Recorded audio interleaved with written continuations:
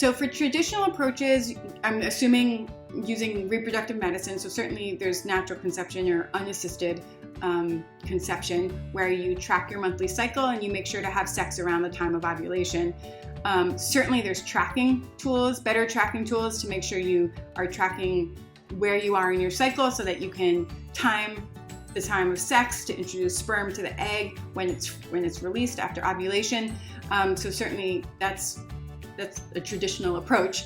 But I think what this person means is also traditional approaches using reproductive medicine. So here you're thinking along the lines of IUI, or intrauterine insemination, or IVF, in vitro fertilization.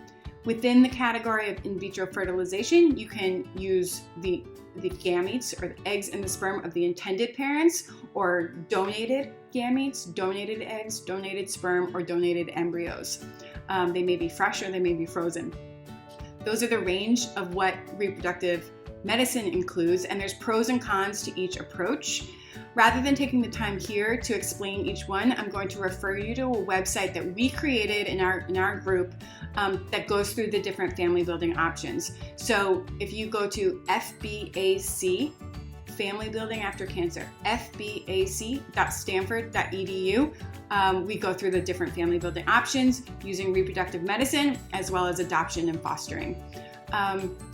In terms of holistic approaches to trying to conceive, again, I'm not quite sure what holistic might mean here, but what comes to mind first is a lot of people in the world of infertility turn to traditional Chinese medicine and approaches used within there. And so here you're talking about acupuncture.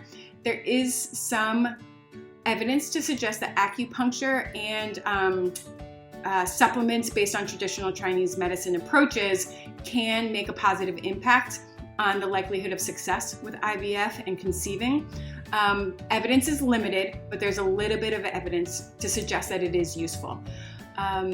Other approaches, more holistic approaches, might include taking supplements and making lifestyle behavior changes. So there is evidence to suggest that the Mediterranean diet versus other types of diets that are low in sugar, and then certain supplements can have a positive impact on fertility and likelihood of success again.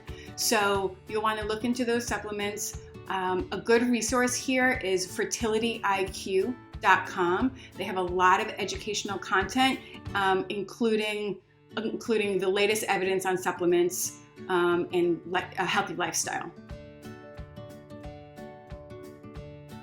So how do you decide which family building method to try first versus have more backup options? This is going to be a personal decision based on your personal priorities, values, and goals. Those that are aligned with your partners, if there is a partner involved, and then thinking through your options with your doctor, okay? This is going to be a personal decision based on the chances of success, your resources, and when I say resources, I mean physical, emotional, and financial burden of the different options, and the pros and cons of each of those options. A common decision point that people often think about is whether or not to start with IUI or IVF first. So here I'll go through the example as a way to weigh out what are the pros and cons of different options, right?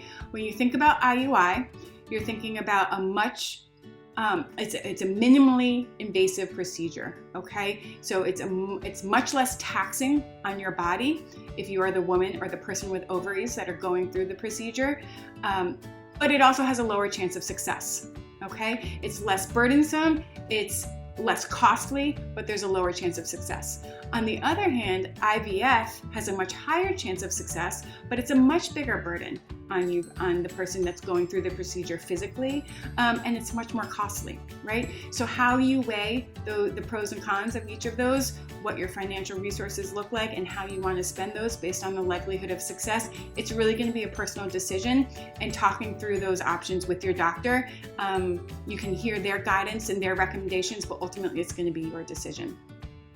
Of course, it's also going to be based on any health-related risk related to your cancer history and chance for recurrence. So here I would think that the option of surrogacy comes in. So if you have any concerns about carrying a pregnancy based on your risk for recurrence, here the typical case is if you have a hormone-dependent cancer, such as a hormone-positive breast cancer, carrying a pregnancy may not be recommended. There may be risks associated with that.